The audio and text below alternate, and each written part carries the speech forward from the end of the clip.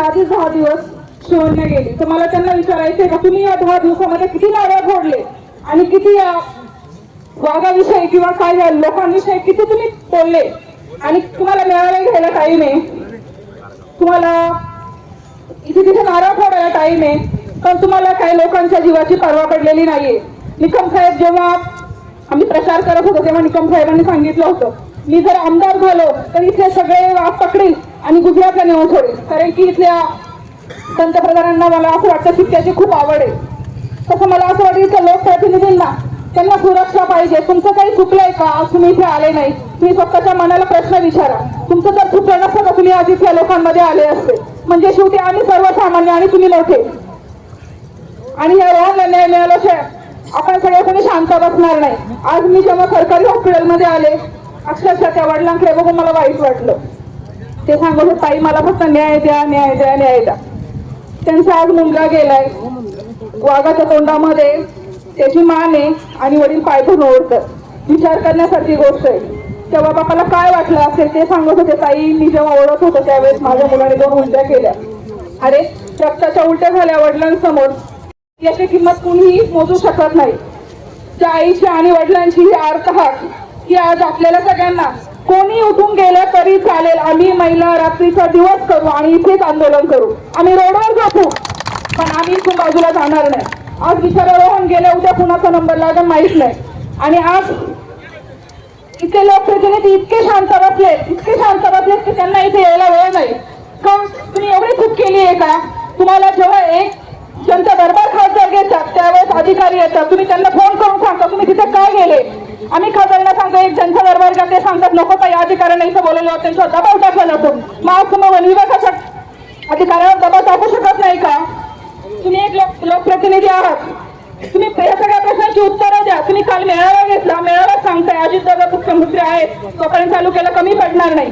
अरे ही काय आज एक गेला उद्या एक गेला, हे काय चाललंय नक्की नाही चाललं. आज लोकप्रतिनिधी काहीच आले नाही, लोकप्रतिनिधीला काही नाही सवय नाहीये. आज इथे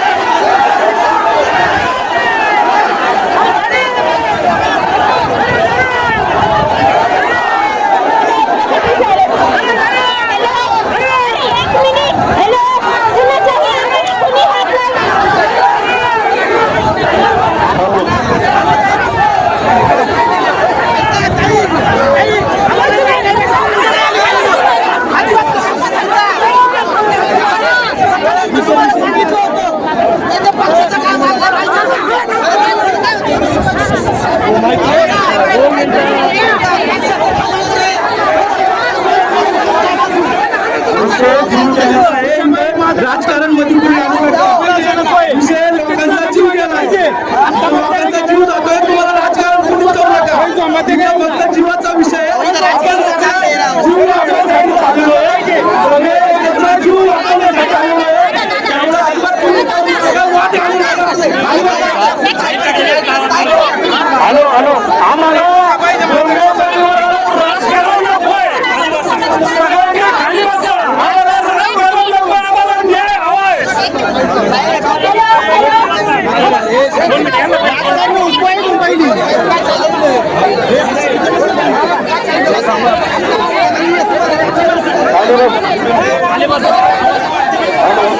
सर्वांनी खाली बसा, खाली बसा, खाली बसा, खाली बसा, खाली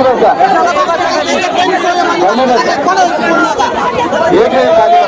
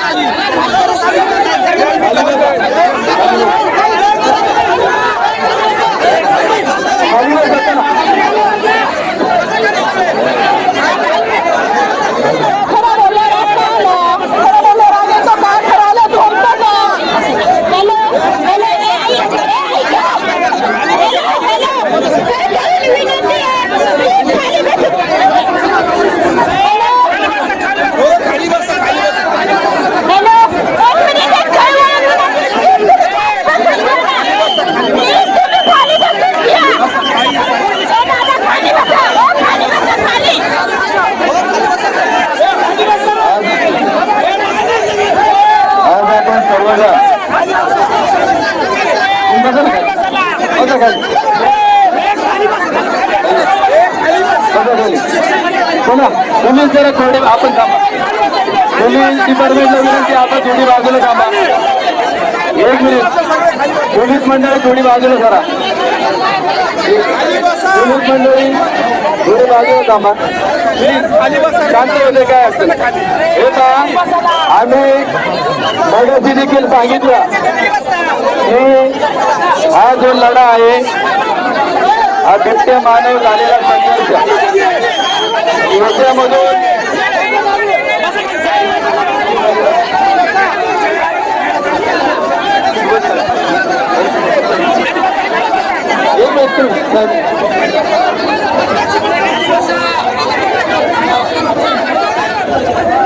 पोलीस बाहेर थांबणार रे. काय प्लीज शांत होतं.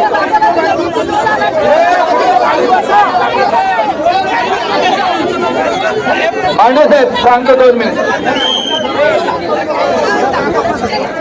आपण पोलीस आहे ना. पोलीस सगळे पोलीस आपण बाहेर बघायला बसून घेतोय लोक.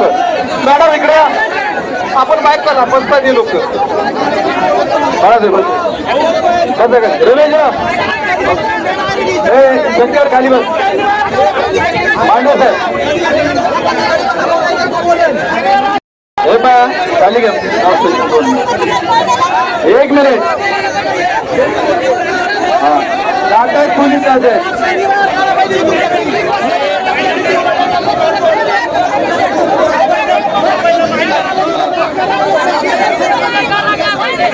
एकच मिनिट.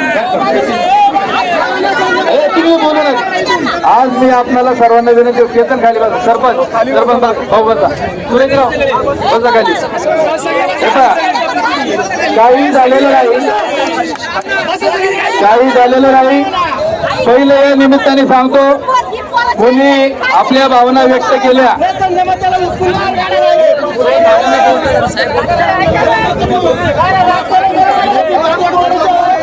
सगळं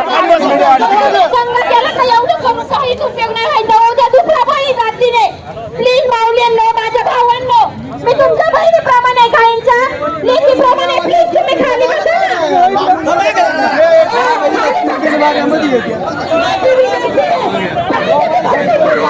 प्लीज खाली बसा